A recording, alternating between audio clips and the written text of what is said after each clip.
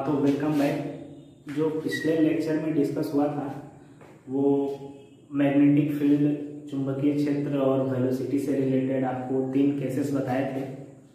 उसमें 2 केसेस तो ऐसे थे जैसे कि मान लीजिए कि किसी में, एक में तो वेलोसिटी 0 था और एक में थीटा 0 था। बोले तो मैग्नेटिक फील्ड वेक्टर और वेलोसिटी वेक्टर में क्या कितना एंगल था? 0 एंगल था। लेकिन अब जो तीसरा केस डिस्कस हुआ था उसको एक बार थोड़ा सा और कंसिडरेशन में लाना चाहेंगे, क्योंकि उससे रिलेटेड एक तो हमको नोट निकालने हैं जो आपको ये पता करेगा कि अगर कुछ एंगल नहीं है या फिर 90 डिग्री एंगल था थर्ड वाले केस में, तो उसका जो रेडियस पर, वेलोसिटी पर, फ्रीक्वेंसी पर, ये तीनों एक दूसरे से कैसे रिलेशन में लाते हैं। या फिर अगर वेलोसिटी को बढ़ा दिया गया तो क्या टाइम पीरियड बढ़ेगा, घटेगा या फिर कांस्टेंट रहेगा। अगर टाइम पीरियड बढ़ता घटता है, कांस्टेंट रहता है, तो फ्रीक्वेंसी में भी डिफर होगा। तो एक दूसरे से कैसा रिलेशन है। अगर वेलोसिटी को बढ़ा रहे हैं तो देखेंगे कि क्या होता है। जैसे मान लेते हैं कि केस थर्ड को एक बार कंसिडरेशन में लाते हैं, क्योंकि केस थर्ड तो पिछले वाले लेक्चर में हम बता चुके हैं। उसमें केस था, ऐसा कुछ केस था, अगर मैग्नेटिक फील्ड जो है वो अंदर की ओर है, किधर है? अंदर की ओर है। केस थर्ड को एक बार याद कीजिए पीछे वाले वीडियो लेक्चर में। अगर इस तरह कुछ मैग्नेटिक फील्ड है तो जो रेडियस आया था वो mv/qb करके आया था। मान लेते हैं कि ये चार्ज पार्टिकल क्यूब हो गया, ये यहाँ पे नोट कर देते हैं। v जो है वो अंदर की ओर है और वेलोसिटी जो है इसके परपेंडिकुलर है। ठीक है, तो अगर वेलोसिटी इसके परपेंडिकुलर है, किसके परपेंडिकुलर? तो मैग्नेटिक फील्ड के परपेंडिकुलर। तो कैसा मोशन करता था? ये जो है सर्कुलर टाइप में मोशन करता था। ठीक है, तो सर्कुलर टाइप में मोशन करता था तो कौन सा उसका कंपोनेंट ये जिम्मेवार था कि आप सर्कुलर में मूव करेंगे? तो वो जो है ये वेलोसिटी और मैग्नेटिक फील्ड का जो परपेंडिकुलर वेक्टर था। कौन सा वेक्टर? परपेंडिकुलर, मतलब एक दूसरे से 90 डिग्री एंगल था। वही जो वेक्टर है वो ये बताएगा कि वही कंपोनेंट जो है ये बताएगा कि आप सर्किल में मूव करेंगे। तो सर्किल में मूव करेंगे तो इसका जो रेडियस आया था वो आया था mv/qb, ऐसा कुछ करके आया था। टाइम पीरियड इक्वल टू आया था 2πm/qb, या फ्रीक्वेंसी जो आया था वो qb/2πm आया था। तो इन तीनों रिलेशन को एक बार पिछले के लेक्चर में आप देखिए, पीछे वीडियो लेक्चर में इसको बता चुके हैं। तो क्या अगर वेलोसिटी बढ़ेगा तो टाइम पीरियड बढ़ेगा? नहीं, ऐसा नहीं है। क्यों? क्योंकि टाइम पीरियड जो है ये है आवर्तकाल, इसमें आपको वेलोसिटी का टर्म नहीं है। अगर वेलोसिटी का टर्म नहीं है मतलब कि वेलोसिटी को बढ़ाइए या घटाइए उससे कुछ मतलब नहीं है हमको। टाइम पीरियड फिक्स रहने वाला है। अगर सुनिए, वेलोसिटी बढ़ेगा तो क्या बढ़ सकता है? तो रेडियस बढ़ सकता है। मतलब अगर यहाँ पर v1 वेलोसिटी से दे दी, अगर मान लेते हैं कि सेम इसी तरह एक रीजन और ड्रॉ करते हैं और उसमें हम वेलोसिटी को जो है v2 ड्रॉ कर देते हैं, v2 दे देते हैं, तो क्या डिपेंडेंसी आएगा? क्या रिलेशन रहेगा? तो देखिए, मान लेते हैं कि q हो गया अंदर की ओर v है, ये भी है अंदर की ओर। यहाँ पर जो है v2 हो गया। अगर मान लेते हैं कि v2 जो है ग्रेटर देन v1 है तो ये मूव करेगा, उसका रेडियस ज्यादा होगा। सिर्फ क्या ज्यादा होगा? रेडियस ज्यादा होगा। क्यों?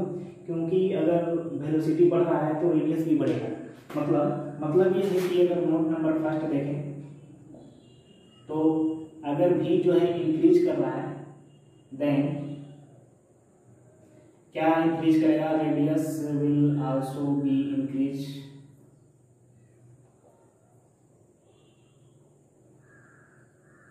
क्योंकि अगर वेलोसिटी जितना रेशियो में आप बढ़ा रहे हैं उसी के अनुसार से ये रेडियस बढ़ेगा, लेकिन टाइम पीरियड जो है वो फिक्स रहने वाला है। अगर रेडियस बढ़ गया इसका मतलब ये कि वो जो फास्ट मूविंग इलेक्ट्रॉन है या चार्ज पार्टिकल है, वो टाइम पीरियड फिक्स रहने का मतलब क्या है कि वो ऑसिलेशन जितना सेकंड में एक राउंड मार रहा है वो है। तो अगर मान लेते हैं कि उसका टाइम पीरियड जो है 2πm/qb है, इसमें कहीं वेलोसिटी का टर्म नहीं है, तो इसका मतलब ये है कि अगर वेलोसिटी को आप बढ़ाते हैं या घटाते हैं उससे टाइम पीरियड और फ्रीक्वेंसी को कुछ इफेक्ट नहीं होगा, क्योंकि इसमें वेलोसिटी का टर्म नहीं है। हाँ, ये जरूर है कि वेलोसिटी को बढ़ाने पर रेडियस बढ़ सकता है। देखिए, तो नोट नंबर फर्स्ट में ये हो गया। सेकेंड नोट नंबर में देखते हैं कि इसको रफ कर देते हैं। वेग बढ़ाने पर आवर्तकाल तथा आवृत्ति पर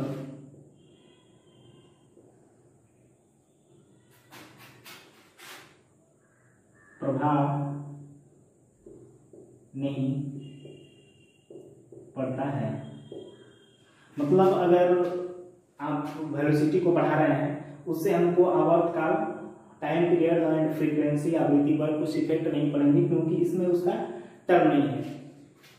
अब देखिए जो फोर्थ केसेस आ रहे हैं वो आपको ये बताएंगे कि क्या Q/M रेशियो, अगर मान लेते हैं कि सब जो नोट नंबर 3 है एक बार और देख लेते हैं क्या कि जो टाइम पीरियड है वो किस पे डिपेंड कर रहा है। तो देखिए टाइम पीरियड जो है वो मैग्नेटिक फील्ड का इनवर्सली प्रोपोर्शनल है, मतलब जितना ज़्यादा मैग्नेटिक फील्ड होगा उतना टाइम पीरियड कम होगा। टाइम पीरियड कम का मतलब वो उतना ही शॉर्ट रेंजेस या स्पीडली वो, देखिए टाइम पीरियड जो होगा वो 1/v के इक्वल होगा इस इक्वेशन से, एंड टाइम पीरियड जो होगा वो प्रोपोर्शनल होगा किसका, m/q रेशियो का। ठीक है, मतलब अगर मैग्नेटिक फील्ड अगर इंक्रीज करेगा तो ये टोटल रेशियो जो है डिक्रीज करेगा, और डिक्रीज किया मतलब आवर्तकाल घट गया। इसका मतलब ये है कि अगर मैग्नेटिक फील्ड ज़्यादा स्ट्रॉन्ग है तो आपको ये रिस्ट्रिक्शन में डालेगा कि हाँ आप तुरंत ज़्यादा जल्दी उसको कंप्लीट कीजिए रेडियस, ताकि आवर्तकाल कम हो। तो ये रिलेशन जो है 3 नोट निकल करके सामने आए कि आपको अगर वेलोसिटी बढ़ाने हैं तो आपका आवर्तकाल and frequency, time period and frequency कुछ इफेक्ट नहीं पड़ेंगे। हाँ ये जरूर है कि रेडियस में इफेक्ट आएगा। अगर आप जितना ज़्यादा वेलोसिटी देते हैं उतना ही ज़्यादा रेडियस में मूवमेंट करेगा। ठीक है, अब जो है केस 4 आता है। केस 4 में थोड़ा सा आप देख लीजिए कि केस 4 कैसा है, इसको कॉपी कर लीजिए। केस 4 जो है, अगर इसमें तो कुछ एंगल दे रखा है, लेकिन उसमें जो है नथिंग अबाउट 90 डिग्री, मतलब 0 डिग्री भी नहीं रहेगा, 90 डिग्री भी नहीं रहेगा, बस सिंपल कुछ एंगल थीटा एक्यूट रहेगा। तो देखते हैं केस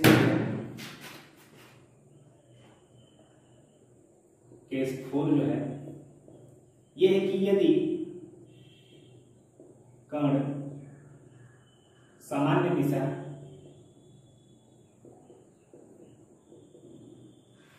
की ओर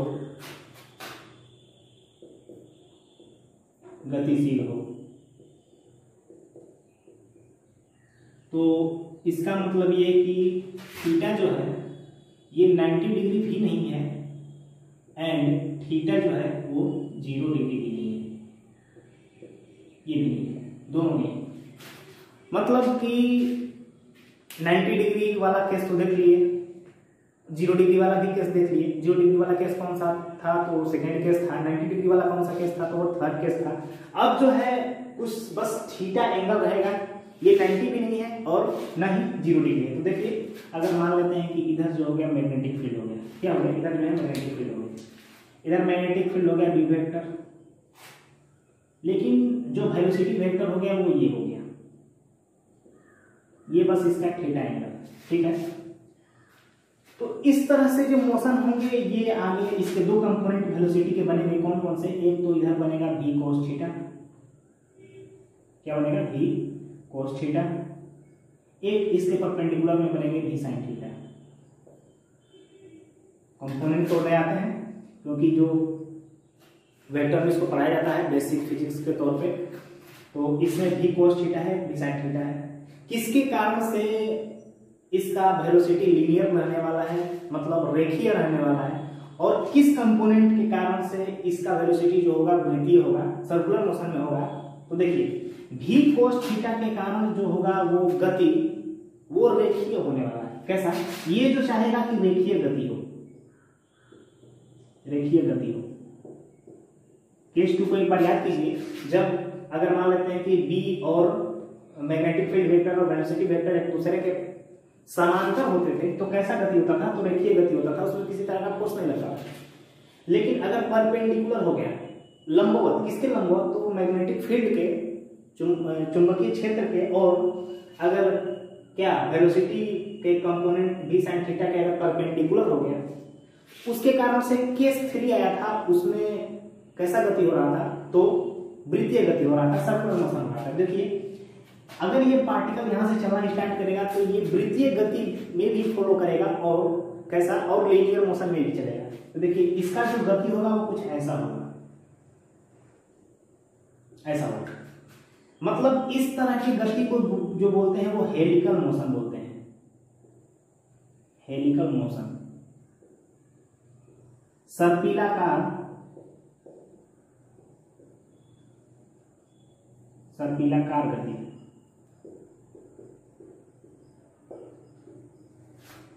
तो इसमें दो कंपोनेंट है, v sin थीटा का, v cos थीटा का। v cos थीटा के कारण ये पार्टिकल, अगर ये q है तो ये इधर बढ़ाना चाहता है, लेकिन v sin थीटा जो है उसको सर्किल में घुमाना चाहता है। तो वो क्या करेंगे, वो एक प्रकार से अगर सर्किल में भी घूमेंगे और आगे भी बढ़ेंगे, इस तरह की गति करेंगे। तो इस तरह की गति को जो बोलते हैं वो हेलिकल मोशन बोलते हैं। क्या बोलते हैं? Helical motion. अब देखिए इसमें जो है फर्स्ट में देखते हैं क्या, v cos थीटा के कारण कण सरल रेखा की ओर गति करेगा,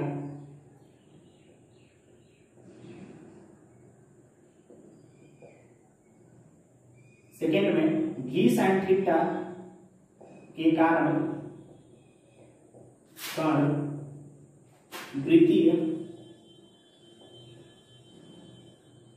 पथ पर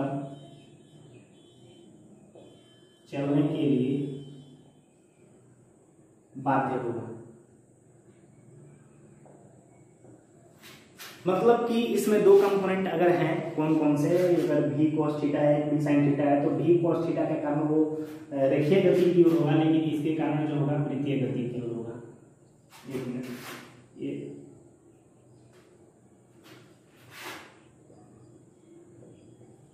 तो v sin थीटा का जो कंपोनेंट होगा वो वृत्तीय गति की ओर फॉलो कराएगा, लेकिन v cos थीटा का जो कंपोनेंट होगा वो रेखीय गति की ओर आपको ले चलेगा।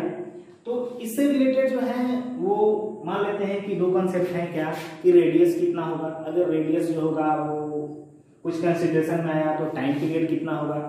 तो सिंपल इसके लिए वही अपना इक्वेशन देखते हैं, कौन सा, अगर उसमें mv²/r जो आया था वो qvb आया था, तो यहाँ से जो रेडियस निकला था, लेकिन अब जो v का कंपोनेंट है वो कौन सा लेंगे, वो जो होगा परपेंडिकुलर कंपोनेंट होगा। तो परपेंडिकुलर कंपोनेंट कौन सा है, ये केस थर्ड में देखिएगा, ये इक्वेशन लिखे हैं mv²/r qv।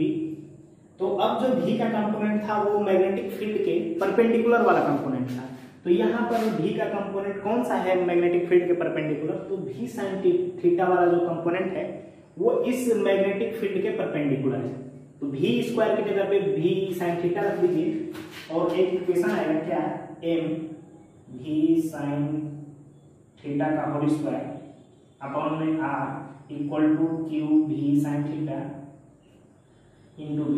ठीक है, यहाँ से अगर r निकालेंगे तो एक तो v sin थीटा है, एक तो कैंसिल हो गया। देखिए अगर एक तो कैंसिल हो गया तो यहाँ पर क्या बनेगा, r इक्वल टू जो बनेगा v sin थीटा, एक से तो एक कैंसिल हो गया, बचा क्या r equal to m v sin theta upon में qv। तो जो रेडियस बनेगा वो m v sin theta upon में qv के रेशियो से बनेगा। ठीक है, लेकिन अब इसका अगर टाइम पीरियड वगैरह निकालना होगा तो सेम टू सेम जैसे वो फॉर्मूला लाए थे केस 3 में, उसी तरह आप फॉर्मूले ला सकते हैं और उसको रिलेशन में ला सकते हैं। लेकिन अब बात ये रही कि अगर ये इस तरह से सर्पिलाकार मोशन में चल रहा है, हेलिकल मोशन में चल रहा है, तो इस तरह के मोशन से हमको क्या फायदे होने वाले हैं। तो जस्ट आगे एक इंस्ट्रूमेंट है साइक्लोइलेक्ट्रॉन, उसमें कुछ इस तरह के हेलिकल मोशन करा के आप कुछ चार्ज पार्टिकल को ज़्यादा एनर्जेटिक फॉर्म में ला सकते हैं। लेकिन उसके लिए दो चीज़ें हैं, एक तो चुंबकीय क्षेत्र भी रहेगा, मैग्नेटिक फील्ड भी रहेगा, और एक इलेक्ट्रिक फील्ड भी रहेगा, विद्युत क्षेत्र भी रहेगा। दोनों को कंबाइंड रूप से आप एनालाइज करेंगे। तो चुंबकीय क्षेत्र के बारे में तो ये चैप्टर थोड़ा बहुत बता दिया है, लेकिन विद्युत क्षेत्र का जो कॉन्सेप्ट था वो पीछे वाला चैप्टर बताया है। और देखिए ये जो है रेडियस जो है M B sine theta upon में क्यू बी हो गया, ठीक है। अब जो है इस हेलिकल मोशन के बारे में थोड़ा सा देख लेते हैं। इसमें एक होता है पिच। पिच बोले तो पिच वो होता है कि अगर किसी, मान लेते हैं कि ये लेंथ हो गया एस, अगर ये इस तरह से मूव करते गया तो पिच जो होता है वो भी कोस थीटा के डायरेक्शन में तय की गई लीनियर मोशन होते हैं। पिच क्या होता है? भी कोस थीटा के डायरेक्शन में तय की गई लीनियर मोशन होते हैं। तो सबसे पहले इसको आप नोट कर लें, इसके बाद हम रफ कर देते हैं, इसके बाद देखते हैं कि पिच वगैरह क्या होते हैं, ठीक है।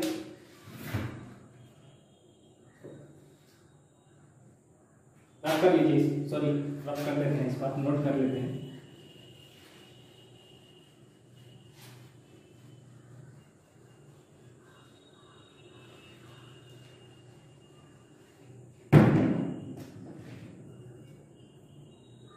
अब जो होता है पिच, इसको बोलते हैं चूड़ी अंतराल।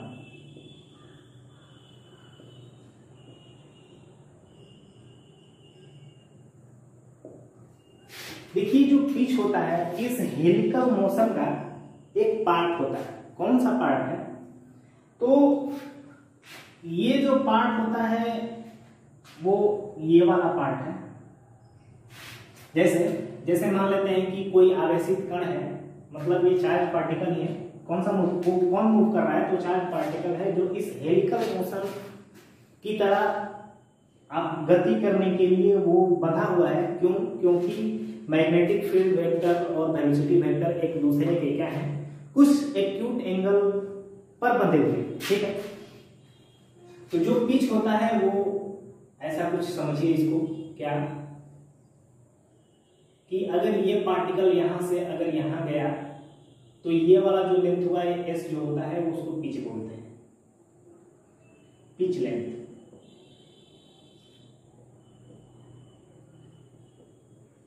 इसका मतलब ये कि इतना दूर तक तो वो लीनियर मोशन में रहेगा, लेकिन लीनियर मोशन करने के साथ साथ वो एक सर्किल भी कंप्लीट हो जाना चाहिए उसका। मतलब कि देखिए अगर यहां से चला वो पार्टिकल तो लीनियर मोशन भी कर रहा है, लेकिन अगर यहां से चला पार्टिकल तो लीनियर मोशन भी कर रहा है, लेकिन यहां जाके उसका एक सर्किल कंप्लीट हो रहा है, ठीक है।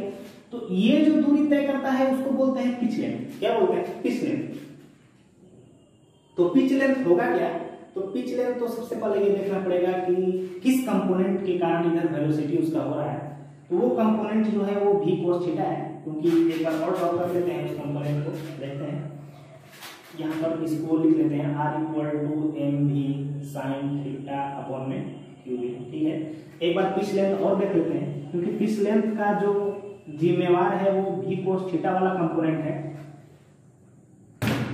देखिए एक बार, जैसे मान लेते हैं कि